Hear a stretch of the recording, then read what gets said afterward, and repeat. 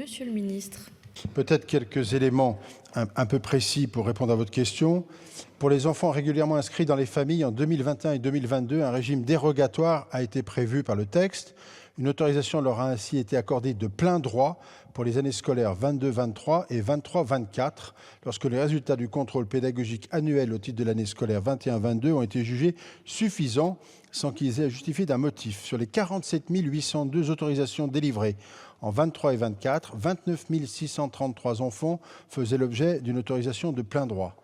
Ce régime d'autorisation s'est éteint à la fin de l'année scolaire 2023-2024. Par conséquent, au titre de l'année 2024-2025, toutes les demandes d'autorisation d'instruction en famille sont fondées sur l'un des 4 motifs qui ont été prévus par le Code de l'éducation, en l'occurrence les dispositions de l'article 131-5.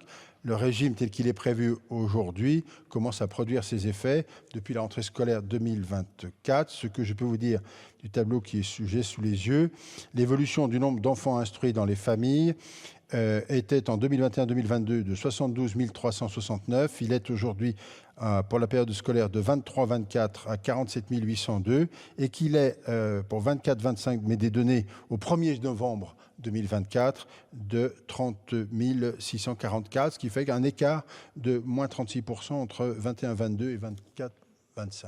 Voilà les chiffres qu'on peut vous donner, mais naturellement, le ministre de l'Éducation nationale vous donnera beaucoup plus de détails que je ne peux le faire, mais c'est déjà une orientation. Merci.